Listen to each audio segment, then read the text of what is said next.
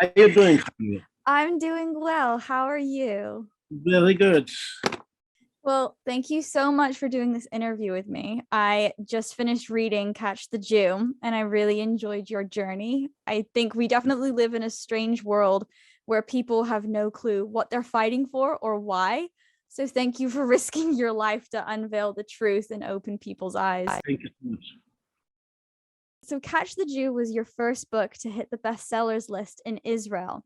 But What was it's not, wait a second, I just have to correct you there. This is the second book to the bestseller list in Israel. The first one was I Sleep in Hitler's Room. Oh, so that one did hit the bestseller list. I wasn't sure. Yes, that one, the first one that hit the bestseller list. So what was it about I Slept in Hitler's Room that you believe like struck people? I guess people, I don't know if you read it, but I guess people, I mean, the finding in that book is that the German mindset of today, at least I would even say 80% is still anti-Semitic. And this is something people were shocked to learn. But again, like all the other books, everything is recorded, it's not anecdotal, we go everywhere, we talk to people. We don't know who we are going to talk to next, most of the cases, unless it's high officials, so you collect data from people randomly. And what people said was frightening. It wasn't too big of a shock to hear of Europeans being anti-Semitic, but it was shocking in Catch the Jew to read how much so, and even how the Europeans are funding things in Israel, like a 2.4 million euro Haman. Yeah, something like that. Yeah, it's for Hammam. Yeah. What do you hope people will do in response to what you write in these revelations? I mean, by the end of the day, I'm a journalist. My job, I'm not a preacher. I'm not an imam. I'm not a rabbi.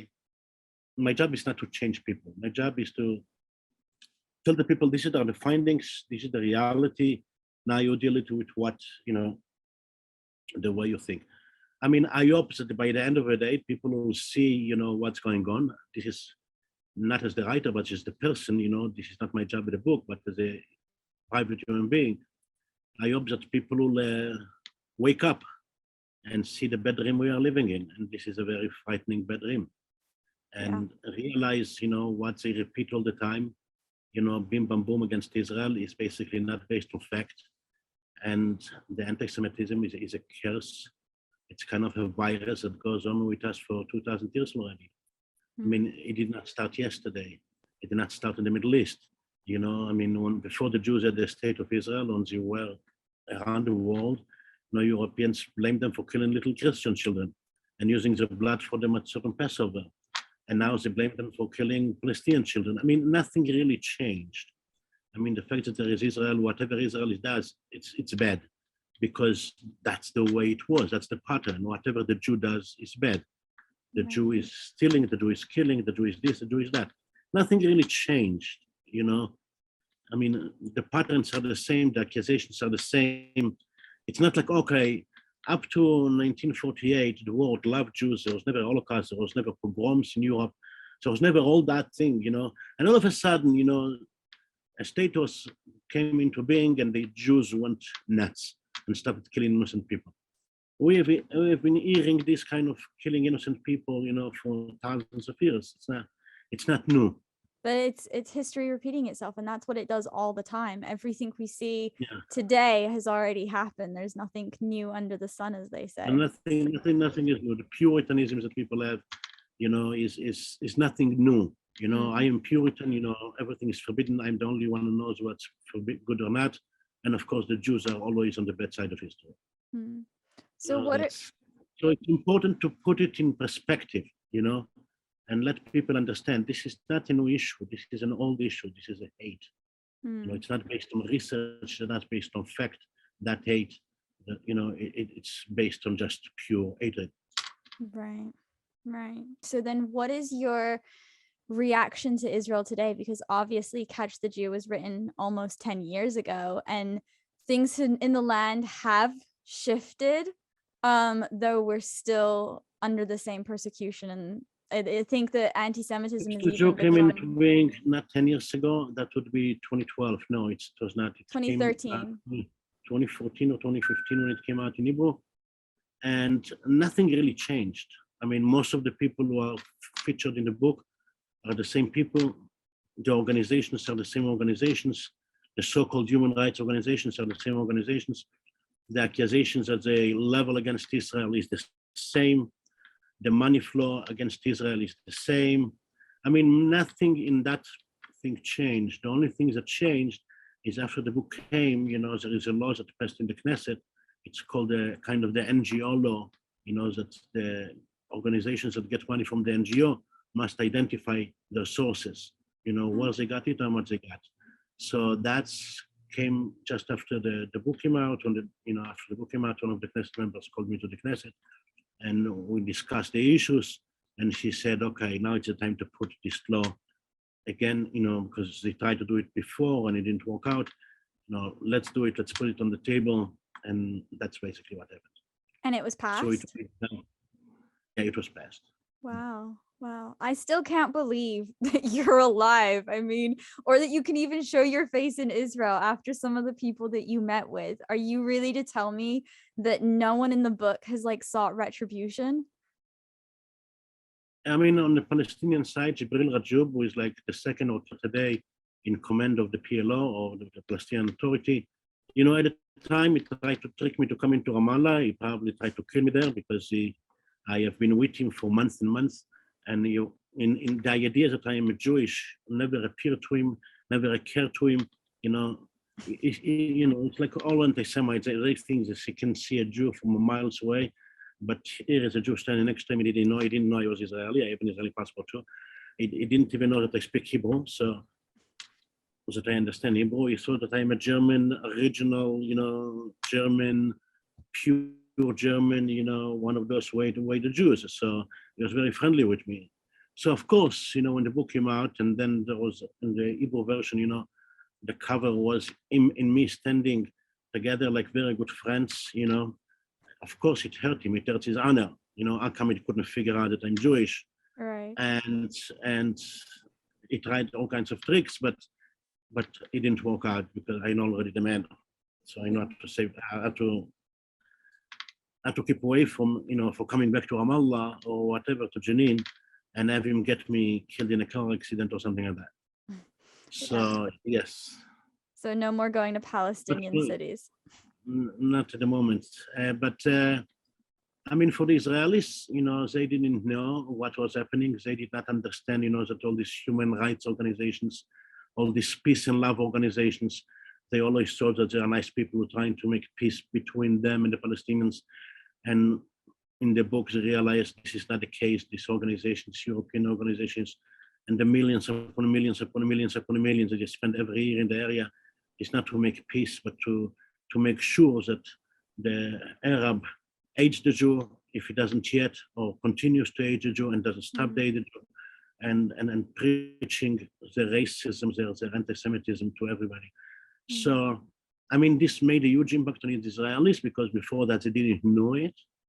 And you can see it even today. I mean, it's like, what is this, 7 years, I don't remember, since the book came out.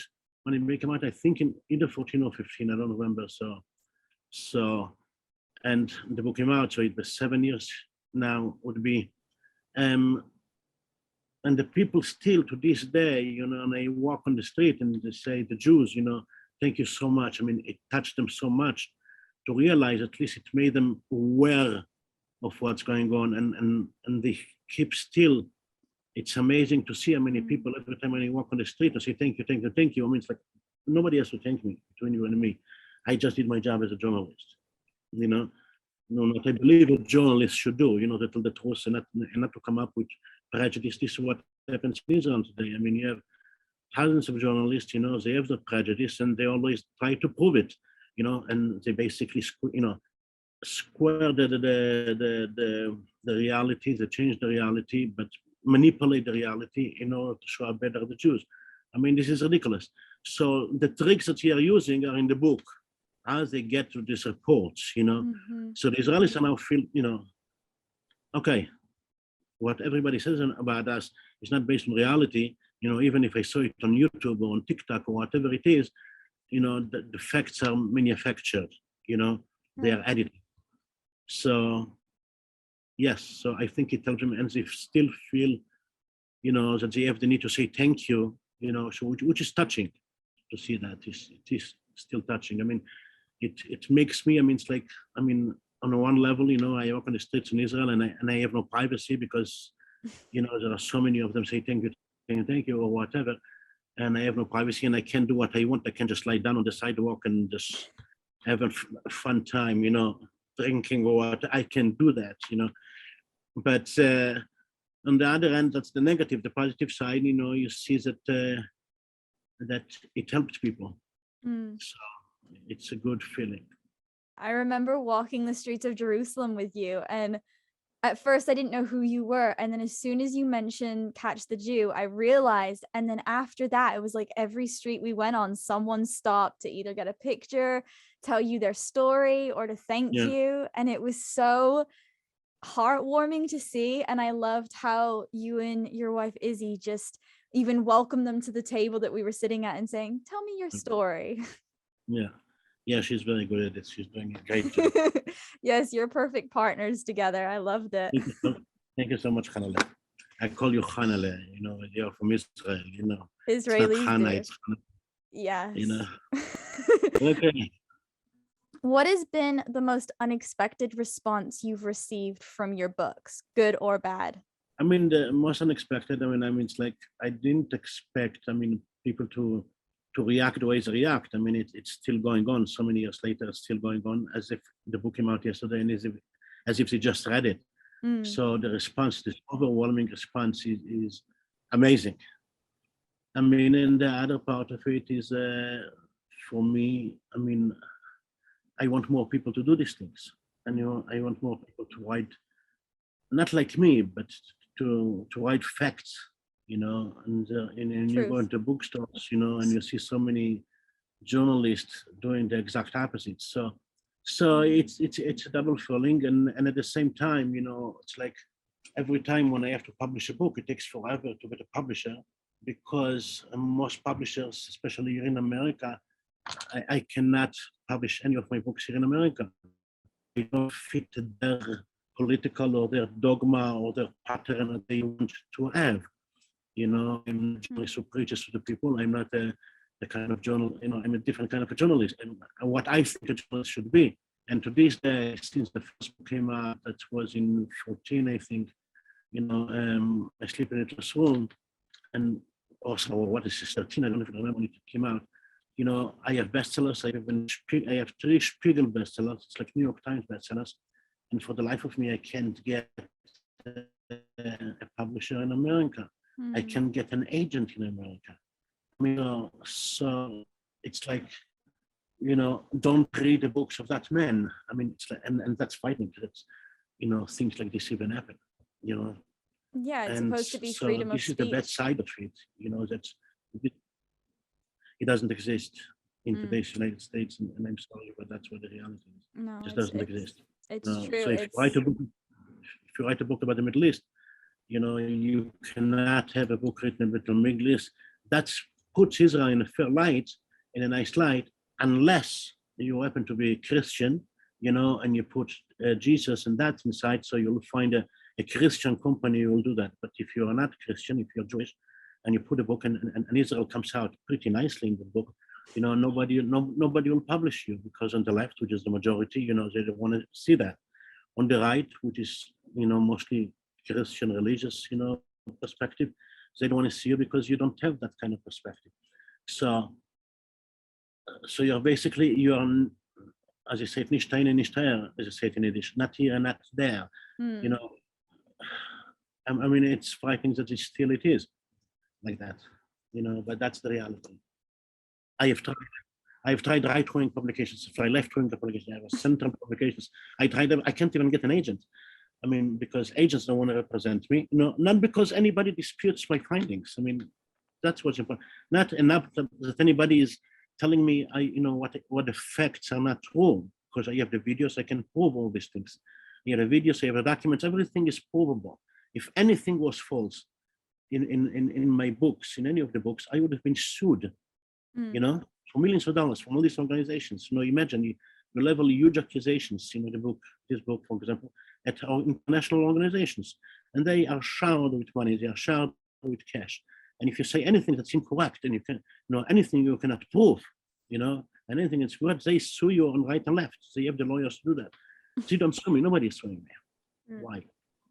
Because these are the facts. So the question is not reliability. The question is, okay, we don't want that news, that kind of facts to come out, and that's frightening. Right. It's bringing the truth out, and no one wants to really hear the truth anymore. They just want the sunshine and rainbows or the bad stuff so that you can just throw hate. Exactly. Okay. And you see the Jews, they are so bad. I mean, and that's not. So that's the good and the bad. So have you experienced any other opposition besides not being able to find publishers, but just with people reading? Because I mean, the time that we were together in Israel, it was all positive. No one was coming up to you saying, how could you say these things? So do you get opposition, especially because you're photographing as well? Yeah, I mean, it's like no, I mean, sometimes you see on the internet, you kike Jew, whatever it is, stuff like that, from people who obviously did not read it. But the people who read it, I mean, even in Germany, I mean, the best clients that I have, I mean, the ones who buy the books or the ones who come to book events, many times, from the Antifa event, the left of German politics, the young people coming, I mean, which is amazing to see. And I remember I had a speech in New York University, and one of the students came to me and said, I hate you. I said, why do you hate me? He said, I spent my life, building up all these stories about the Middle East, and you came and you broke it all to pieces. You destroyed my ideals. What am I going to do now? Sell falafel on the streets? What am I going to do now? I mean, I was writing these articles, and you can prove it, and I saw some of the videos of these things, and you destroyed my life. I will never forgive you. Okay. You should be like, now you can live in joy. Now you can find out what happiness is. But hey, I said to him, find another something to do in life, I don't know, be a stockbroker, I don't know what. Start selling real estate, I don't know. So has it become your mission then, I guess you could say, to expose the anti-Semitism and anti-Israel agendas going on around the world? Because you've done the book in Germany, you went to a European refugee camp, and now you've just come out with a book about Great Britain. Yeah, I mean, by the end of the day, when I started the project, I mean, this project for the most part are not my ideas. The ideas of the German publisher. Because in Germany, I have a publisher, and it's one of the best publishers in Germany. And I went to write a book to Germany, or Britain. I did not go there to find anti-Semites. I mean, this is not a nice thing to do in life, I mean, especially if you're Jewish, to find people who hate you, right, and spend your time, months upon months with people who hate you. It was never my objective to find these anti-Semites, but it always happened, because when I ask people simple questions, like in Britain, for example, such students, is there anything in life you'd like to change? Is there anything in life that you think is not fair, and you'd like to contribute to whatever it is? So I was thinking, maybe we should talk about the EU, about Brexit, about whatever it is. I have no idea about what. No, but they talked about Israel. What do you want to change here? I want free Palestine. Wow. So the fact that I ended up writing so much about anti-Semitism is because this is what I was given. Maybe because my schleckers, how do you call it, my suspenders and my glasses and my whatever. So people think, okay, I'm a fat man with a gold thing over there. So people think, okay, he's an idiot. We can tell him anything we think about. We can share with him everything we think. So it's what is it? If you ask a person, what would you like to change in life? Free Palestine. He doesn't even know. I mean, it's at some point it became so ridiculous. So I went for the other book, the book about Britain. I went in the streets and I called myself Ahmad. I say, I'm a Palestinian. Do you like to talk to me? Yes, cool. Of course, free Palestine. I mean, do I look like a Palestinian? They don't even know how Palestinians look like, these people. I mean, they have no clue. They think, do I look like Ahmed? No. Yeah, I mean, but the anti-Semitism, by the end of the day, I mean, is more in the so-called free world than in the Middle East. I mean, so my findings are, even like in the book about the refugees, one time we spent with Germans, real Germans, and one time with the refugees from Syria, from Lebanon, or whatever it is. Hmm. I heard more anti-Semitism from the Germans than I heard from the Muslims. I mean, this is the funny thing, Yeah.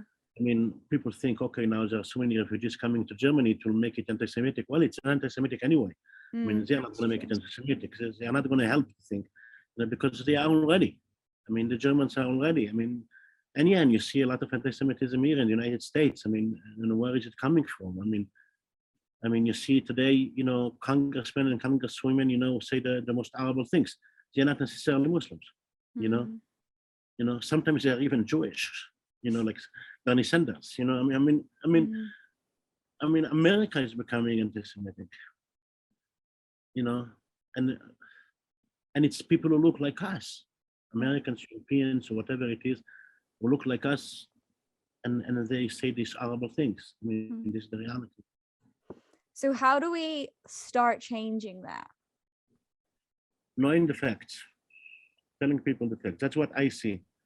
I mean, that's what I said. I wish more people write books like this. I don't need the honor of being the only one. I mean, more people go for the facts, look for the facts, spend the time. You can just go to a country and with your prejudices, and then write your prejudices down just because you can write or whatever it is on the heading of the article. No, be honest, and I hope more people will do that, so I can do other things in life. Like I mean, what? What else would you no, like to do? I would like to be a stockbroker. I mean, it's like a tourist guide. I don't know. I mean, it's like, I don't know what. I would like to do other things in life. I would like to all my life with these anti-Semites. I mean, it's like, hello, give me a break. So what can you tell us about, can you tell me anything about the book that you just did research on when you were here in Israel? I mean, I can just tell you that it's a book about the ultra-Orthodox community in Israel. Mostly, I mean, it's like, but what we did, my wife and I, stayed for almost 9 months. No, actually, we came June 15 of last year. We left Jerusalem, Mea Shearim's neighborhood this Sunday. We flew back to New York. And in between, we were about 6-7 weeks. We were abroad because we had all kinds of events. But otherwise, we are in Jerusalem. So it is very, very interesting to see the life of the ultra-Orthodox Jews. I mean, they are the most religious, so to speak, and we enjoyed it. I mean, it's a great time. It was a great experience to come to a community and be part of the community. I mean, again, this is what I believe. When you write a book, you have to be part of the people. You can't just sit in your office, and write, or interview people on Zoom. I mean, we are not just, you are just, this is not a research you're doing now to find out what happens in Israel. This is just you interview me as a person. There's no problem in doing this kind of Zoom, but when you do research about the people, kind of anthropological or social, whatever it is, you cannot Zoom it. You have to live with them. You have to be there. So yes, so again, I mean, I thought before I came there, I thought like what everybody says about them, so many negative things, and I found out a community that's sweet and beautiful and very spiritual. So it was very interesting to see that. Did they know who you were? Like, did they welcome you guys? Say it again? Did they know who you were before you came? Yeah, they know who I was. I mean, in this book, I know it's like, I didn't have to say German whatever journalists, many of them read my books. So. And they were okay with that? They're very okay with that. They love the books. So they can quote the books. They can quote lines in the book much better than me. I mean, it's like, I don't even know what they're talking about sometimes. Tuvia, what you wrote in the book, Catch the Jew, on page 135, that was, especially the line 5th and 6th, that was, what are you talking about? I have no idea what you're talking about. But they know the book better than me, so. Was that the most surprising part of living among them, was how well they knew your book? This was in the beginning. I mean, it's like, I stayed there for almost a year, basically, if you take without a break. And that shocked me in the beginning, in the first 2 weeks. It was like, how can you know all these things, but then I got over it, of course. It's like, I have a business to do. I have to talk to them about other things, not about my books. It's not a book about what they think about my books. No. It's a book about what they think, period. So, yeah. Well, I have one more question. You Okay. take on an array of identities in your books, but who Yeah. is the real Tuvia Tenenbom? You're speaking to me. I'm here. You see me. I mean, it's like, where's the real? I mean, it's like, I am